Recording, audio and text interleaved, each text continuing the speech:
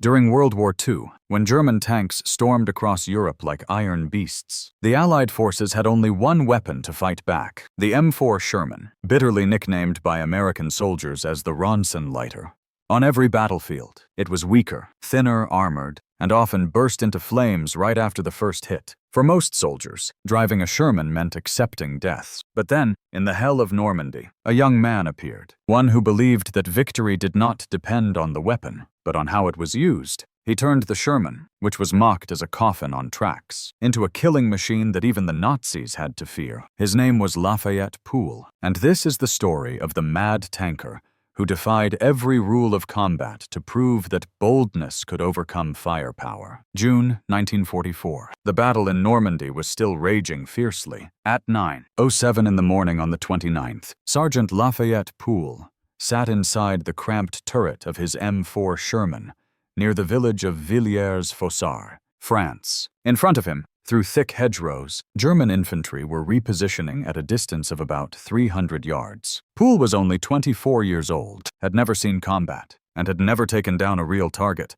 The U.S. 3rd Armored Division had landed on Omaha Beach just 6 days earlier. Poole's battalion was ordered to attack a defensive stronghold controlled by the German 353rd Infantry Division. All the commanders knew very well how disadvantageous their position was. The Sherman had only a 75mm gun, while the German Panther used a gun of the same caliber, but with double the penetration range. The Tiger tank was even stronger, armed with an 88mm cannon, capable of piercing the Sherman's front armor from up to 2,000 yards away. By contrast, the Sherman could not penetrate the Panther's frontal armor at any distance. Poole named his tank "In the Mood" after the song by Glenn Miller. The cheerful name sounded out of place on a battlefield, making the crew think he was a little strange. The driver was Corporal Wilbert Richards. The bow gunner was Private Bert Close. The main gun was operated by Corporal Willis, and the loader was Technician 5th grade Del Boggs. They had trained together for 2 years at Fort Knox and the Desert Training Center in California. But this was their first time facing an enemy that could shoot back. The attack order was given at exactly 9 a.m.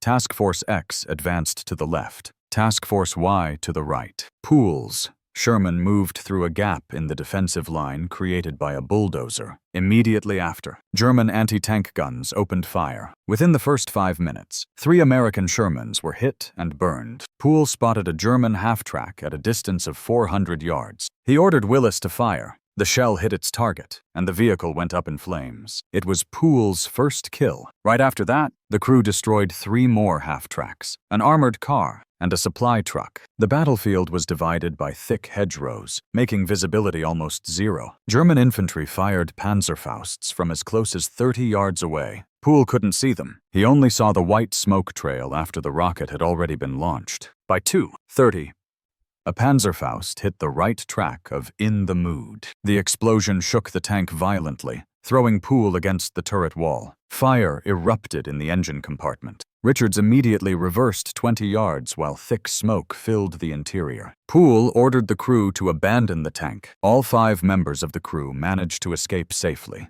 The tank was completely burned out. In 2 days of fighting, Combat Command lost 31 Sherman tanks. That night, Poole stood in the middle of a field in France, watching the flames swallow his first tank. The regiment had lost 31 tanks and 12 other vehicles just to capture a single village against a reinforced German battalion. The Sherman's armor was too thin, its gun was too weak. German tanks could destroy their targets from distances where American crews couldn't even see the muzzle flash. Every crew in the 3rd Armored Division knew that. Most accepted it as the cost of war. But Poole did not. If you want to know how Poole turned a failed machine into a lethal weapon, please hit the like button. It helps us share more forgotten stories like this one. If you haven't subscribed yet, please press subscribe. Your support is the motivation that helps us make more good videos every day. The next morning, Poole asked to see the battalion commander. The colonel thought it was a frightened sergeant wanting to transfer to the infantry, but instead, Poole requested a new tank. Then he said something that made the colonel think he had gone insane. He wanted to lead every assault. He wanted to be at the front line in every battle. The colonel asked why. Poole's answer had only 3 words: close the distance. On July 1st, 1944, Poole was given his second Sherman, an M4A1 version, equipped with the newly upgraded 76mm gun. It had better armor penetration, but still not enough to pierce the Panther's front armor beyond 500 yards. He gave the tank the same name again, In the Mood. Same name, but a different machine. The crew remained the same. Richards driving, Close operating the bow gun, Willis handling the main gun, and Boggs loading shells. They had already escaped from one burning tank, and now they would see whether Poole's new tactics would keep them alive or get them killed faster. The official training manual was clear. Keep your distance, fire from cover, and use the terrain. Leave tank-to-tank engagements to anti-tank units. But Poole ignored it completely. His tactic was simple and decisive. Advance straight toward German positions. Get within 300 yards. Fire first. The entire crew thought he had lost his mind. Richards asked bluntly if he was trying to get them all killed. Poole replied with a simple calculation. Our tanks get destroyed at 2,000 yards. Theirs only go down when we get within 300. If we want to survive, we have to close the distance. By the book, that was suicide. But on the Normandy battlefield, those same manuals were getting American tankers killed by the hundreds from ranges they couldn't respond to. In early August, Combat Command advanced east from Normandy toward Mortagne. Poole's platoon was always at the front line, because he demanded it. On August 10th, near WWII, Poole spotted 2 German Mark V tanks at a range of 800 yards. According to standard tactics, they should stop, take cover, and fire from a distance. But Poole ordered Richards to go full speed, 25 miles per hour, charging straight toward the targets. The German crews saw a lone Sherman racing directly at them. They hesitated. 3 seconds of silence. Just enough to wonder, why would an American commander do something so reckless? While they hesitated, Poole closed the distance to 400 yards. Willis fired. The first shot hit. The first Mark V exploded. The second tank turned its turret toward Poole. Willis loaded an armor-piercing round and fired again. The shot went through the armor, destroying the second tank. 2 kills in just 40 seconds. Poole's tactic worked because it shattered the enemy instincts. Panzer commanders were trained to fight at long range, where German firepower had the absolute advantage. They believed American tanks would stop, take cover, and fire from a safe distance. So when a Sherman suddenly charged full speed into the battlefield, most German crews assumed the vehicle was damaged, or its commander had panicked. That brief confusion, those 3 seconds, at close range before a 76mm gun, were enough to decide life or death. By mid-August, the 3rd Armored Division pushed rapidly eastward through France, trying to seal the Falaise pocket. Poole continued to lead every assault. On August 13th, he destroyed 4 more German tanks near Fromentel, 2 Panthers and 2 Mark Vs. His tactic never changed. Spot the enemy, close in, fire at the nearest possible distance. The crew no longer doubted him. They had seen it work more than 15 times. Willis had become the fastest gunner in the regiment. Boggs could load a 76mm shell in just 4 seconds. Close's machine gun cleared out German infantry before they could fire their Panzerfausts. Richards learned to accelerate straight into enemy fire, instead of trying to dodge it. Poole's reputation spread throughout the 3rd Division. Many infantry units requested him to lead their attacks. Commanders stopped holding him in reserve. By September 1st, Poole had confirmed 8 destroyed German tanks and over 100 other vehicles in 63 straight days of combat. On August 17th, Poole's platoon was sweeping up the remaining German forces near Fromentel. In the sky, a P-38, Lightning of the U.S. Air Force appeared. The pilot saw a column of tanks moving across the field and mistook them for Germans, but in reality, it was Poole's unit. The P-38 dived. Poole managed to see it lowering altitude, its guns aimed toward them. He grabbed the radio to call the Allies, but it was too late. The sound of the 12-7mm machine gun roared. Dozens of bullets tore through the engine compartment of In the Mood. Moments later, 2 rockets were fired. One hit the turret. The other hit the hull. The second, In the Mood, burst into flames. Poole and his crew managed to escape again for the second time in 7 weeks. No one was injured. Richards was furious. Close was trembling. And Willis just stood silently watching the Sherman burning in the middle of the field. Boggs quietly asked, "How many more times do we have to survive?" Poole answered briefly, "As many as it takes, until it's done." The next day, the battalion gave him a 3rd Sherman, still an M4A1 with a 76mm gun. He named it In the Mood again. The 3rd one, After the Falaise pocket was closed, Combat Command continued advancing eastward. Paris was liberated on August 25th. The 3rd Division crossed the Seine River on August 26th and kept moving toward Belgium. Poole still led the way, always the one in front. His tactics had now become the official battle doctrine for the entire battalion. Close in. Fire first. Win. From August 29th to 31. Poole's platoon led the assault through areas controlled by remnants of the German 2nd Panzer Division. His tank moved alone ahead of the formation. Richards asked if they should wait for support. Poole simply replied, "No." They encountered 4 Panzer tanks near a crossroads at dawn on August 29th. Poole gave the order to advance. 800 yards. 600. 400. Willis fired. The 1st Panzer exploded. German return fire missed. Poole closed the distance to 200 yards. The 2nd one went up in flames. Then the 3rd, then the 4th, all destroyed in 6 minutes. Over the next 3 days, Poole destroyed 3 anti-tank guns, about 50 armored vehicles, and wiped out large numbers of German infantry. He captured 27 German soldiers after they saw all their tanks destroyed. Poole's string of victories was not only recognized by his comrades, but also earned him the Distinguished Service Cross, one of the highest honors in the U.S. Army. The citation read, "His unwavering courage and inspiring leadership enabled his forces to advance rapidly with minimal losses." What the citation did not mention was that Poole had violated every tactical rule in the training manuals and survived only because German tank commanders could not believe anyone would dare to take such risks. Early September 1944. Poole's record had been established. 12 German tanks destroyed, including Panzer, Panther, Mark V, and 1 Tiger that made the mistake of exposing its thinner side armor. In total, he and his crew had destroyed 258 vehicles, from half-tracks, armored cars, and self-propelled guns to supply trucks anything German with wheels or tracks. Over 1,000 German soldiers were killed, and 250 captured, all within 81 consecutive days of combat. By mid-September, the 3rd Armored Division had reached the German border. Poole's crew was scheduled to return to the United States to take part in the War Bond campaign. They had survived 3 destroyed tanks and defeated every enemy they faced. Only 4 more days, and they would go home.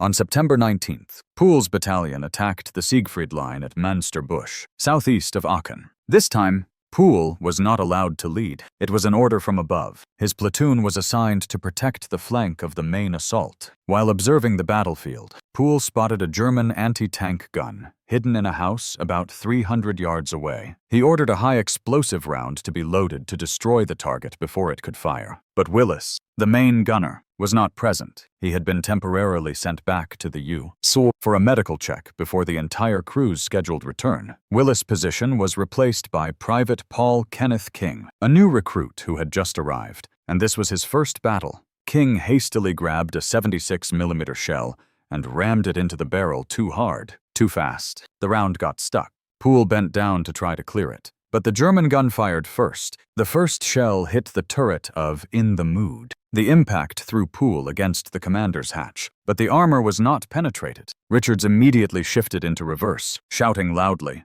"Back up. Find cover." The Sherman reversed about 6 meters, while the German gun crew reloaded. Poole was still struggling with the jammed shell. He shouted, "Faster, Richards."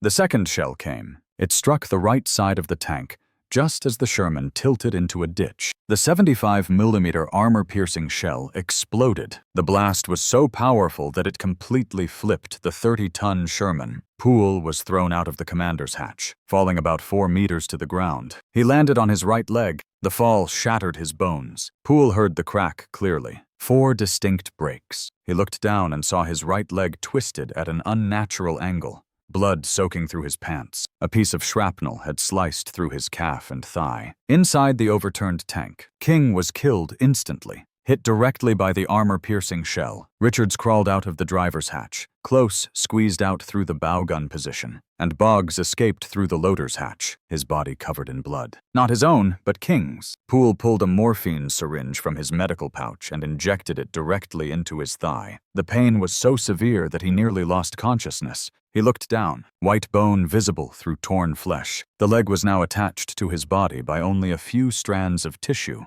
In shock, he pulled out his folding knife, intending to cut the remaining flesh. He thought it was better to lose the leg here than to bleed to death while waiting for medics. At that moment, Lieutenant Colonel Walter Richardson ran over. He stopped Poole and injected him with a second dose of morphine. 30 seconds later, the medics arrived, giving him a third dose. They wrapped his leg with sulfa-treated bandages. The bleeding slowed, but did not stop completely. Poole cursed the Germans as he was lifted onto the stretcher. Before being carried away, he turned, gripped Richardson's hand tightly. His voice slurred from the morphine. "Please take care of my tank."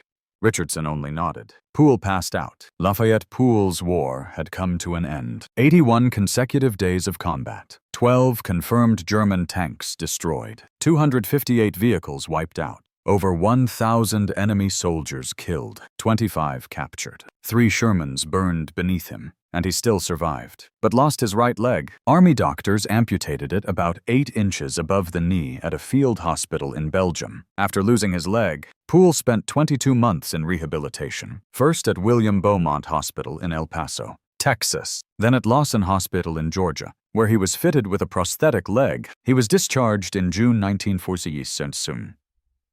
After leaving the army, most soldiers chose a quiet life, returning home, opening small shops, or finding civilian jobs. But for Poole, that life was too dull. He still wanted to serve in the army. In 1947, he opened a small gas station in Clinton, Texas, and later an auto repair garage.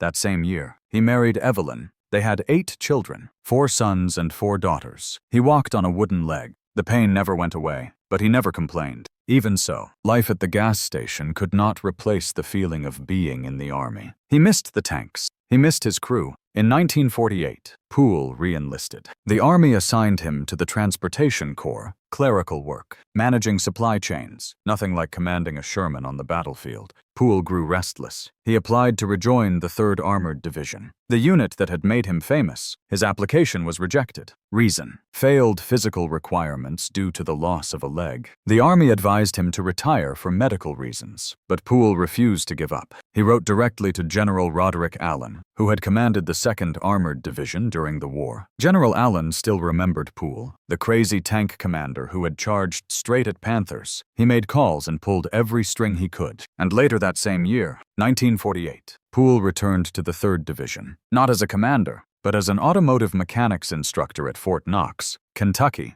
where he taught young soldiers how to keep Sherman tanks running, no longer fighting, but still with the tanks. At Fort Knox, Poole gradually became a living legend. Instructors often pointed at him when speaking to trainees. That is Sergeant Poole, one of the greatest tankers in U.S. history. 12 Panzer tanks, 258 vehicles destroyed in just 81 days. He is the man who proved that if you get close enough, American tanks can absolutely defeat German armor.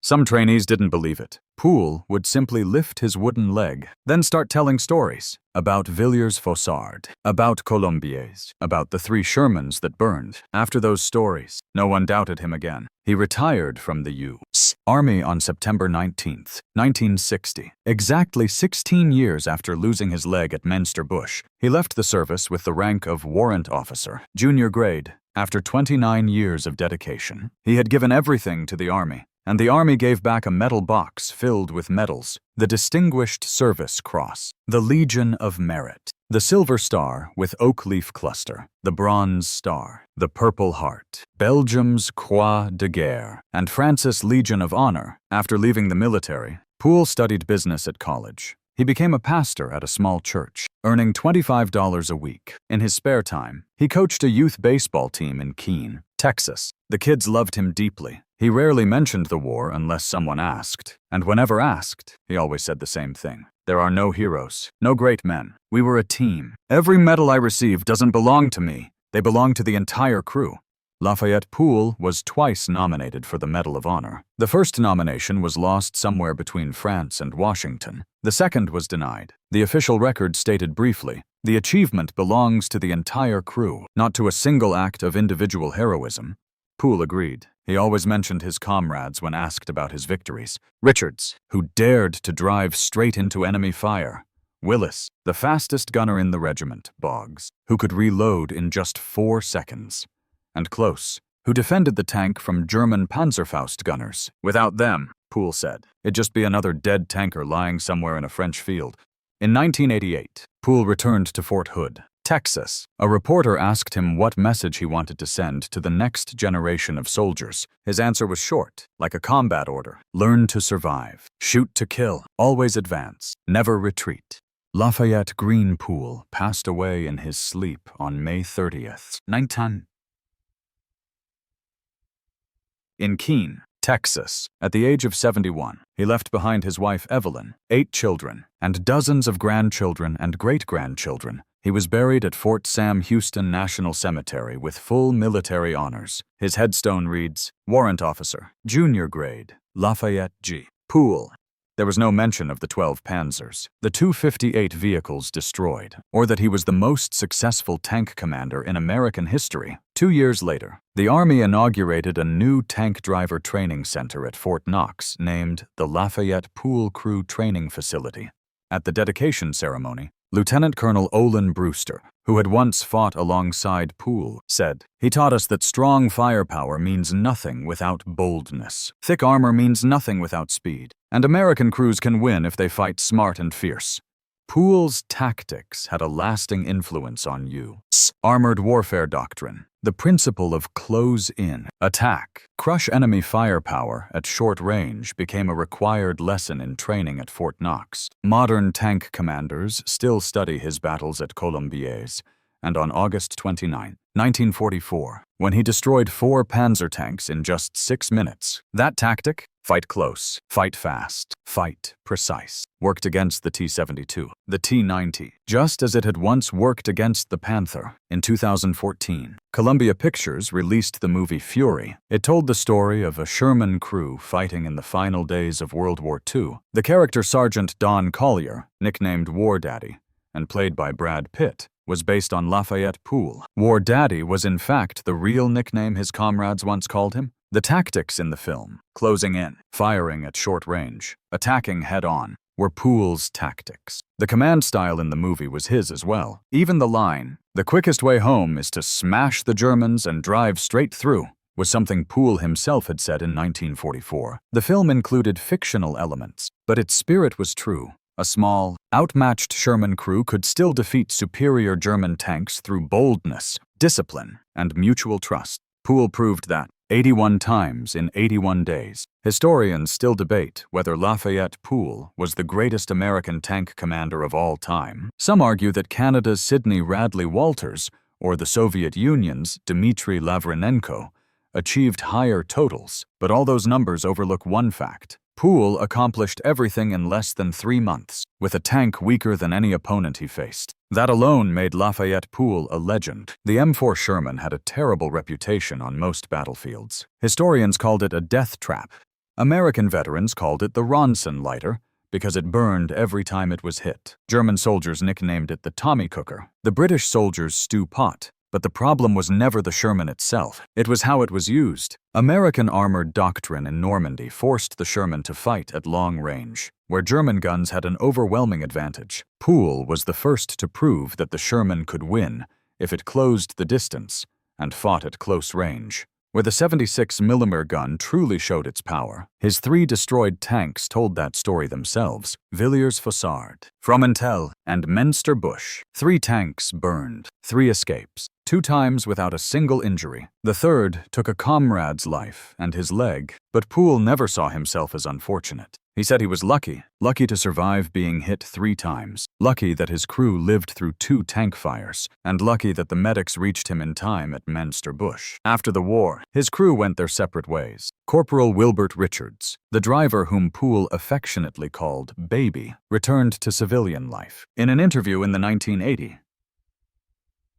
he recalled Poole's tactics. Richards said that at first, he truly thought Poole was insane when he ordered them to charge straight at a Panther. But after surviving more than 20 battles, he realized Poole wasn't reckless. He calculated every charge with cold precision. He knew exactly how close they needed to get, and precisely the moment when the Sherman's gun could penetrate armor and render the Panther's advantage meaningless. That knowledge was what kept them alive. Private Bert Close, the 17-year-old bow gunner, nicknamed the schoolboy, told historians in the 1990s, Poole never shouted or gave speeches. His orders were always short and clear. Enemy at 800 yards, full speed. Fire at 300. That was all. Clear. Decisive. No confusion. No hesitation. Everyone knew their job. Do it fast. Do it right. And survive. Corporal Willis Aller, the gunner nicknamed Groundhog, returned to the unit after his medical checkup in the U. 3 weeks after this battle at Minster Bush, when he heard that King had died and Poole had been badly wounded, Aller blamed himself. He believed that if he had been in the tank that day, the gun wouldn't have jammed, and he would have fired before the German crew did. Poole wrote to Aller from the hospital in 1940, telling him not to torment himself. The jam wasn't about skill. He wrote, it was about a young soldier facing fire for the first time. King did his best. He died doing his duty. And that's all a soldier can do. Technician 5th grade Del Boggs, the loader nicknamed Jailbird, never spoke about the war to anyone. His family said he kept all of Poole's letters until the day he died. In one letter from 1970, Poole wrote about the 81 days they fought together. He said he had pushed them to the limit, demanded absolute perfection, and accepted nothing less. But they did it. Reload time down to 4 seconds, hitting targets on the first shot even at full speed, and never panicking under fire. Poole wrote that he had served with hundreds of soldiers, but none ever surpassed the crew of In the Mood. The name In the Mood appeared on 3 different Sherman tanks. The first burned at Villers-Fossard on June 29th. The second burned at Fromentel on August 17th. The third burned at Minster Bush on September 19th. Poole never changed the name. He said it reminded him why they fought, because they were always in the mood for it. They were ready to fight, ready to survive, and ready to prove that American tankers could defeat German armor, even in an inferior machine. The 3rd Armored Division fought from Normandy to the Siegfried Line, then advanced to the Elbe River. Along the way, they destroyed over 1,000 German tanks and 5,000 other vehicles. Of those, Poole's share was 12 tanks and 258 vehicles destroyed. 1 crew, 1 commander, in just 81 days of combat. Today, at Fort Benning and Fort Moore, modern tank crews still study his tactics. They analyze the Battle of August 29, 1944, where Poole destroyed 4 Panzers in 6 minutes. From it, they draw lessons that remain true. Bold action can overcome stronger firepower. Speed creates chaos. And when you close the distance, every enemy advantage disappears. Poole understood that as far back as 1944, without computers, without tactical simulators. He learned it after watching 31 Shermans burn at Villers-Fossard and thinking only one thing: there has to be a better way. At the Patton Museum in Fort Knox, Poole's uniform and medals were once displayed until the museum closed in 2016. The collection has since been moved to Fort Moore, Georgia, where the National Armor and Cavalry Museum preserves his legacy. Visitors can see his Distinguished Service Cross, Silver Star, Purple Heart, and even the prosthetic leg he wore for 45 years. Beside them hangs a photo of Poole standing in the commander's hatch of In the Mood. Surrounded by the ruins of French villages, he almost never closed the turret hatch. He couldn't stand the cramped space. He preferred sitting on top or standing completely outside, even knowing the risk. For him, better visibility meant spotting targets sooner, firing faster, and having a higher chance to survive, and that formula, for Poole, was always right. The museum also displays a technical diagram of the M4A1 Sherman, the tank Poole once commanded. 30 tons of steel, nearly 4 meters tall, over 6 meters long, crew of 5. Top speed, 25 miles per hour. Armor thickness, between 25 and 76 mm. The 76mm gun could penetrate 100mm of armor at a distance of 500 yards. In theory, the Sherman could never beat the Panther, whose front armor was thicker and sloped to deflect shells. But Poole proved the opposite simply by closing the distance. At the 3rd Armored Division Historical Foundation, Poole's records are still preserved in full. Every battle, every day, every target was carefully documented from June 29th to September 19th, 1944. Every number confirmed. 12 German tanks, 258 vehicles. No exaggeration, no propaganda, just evidence of one truth. Decisive action always defeats defensive hesitation. If you believe this story deserves to be known by more people, please take a second to hit like and share this video. That helps us continue telling stories long forgotten about the soldiers, engineers, and tank crews who fought not only with weapons, but with courage and faith in one another. Don't forget to subscribe to follow historical stories retold in a documentary.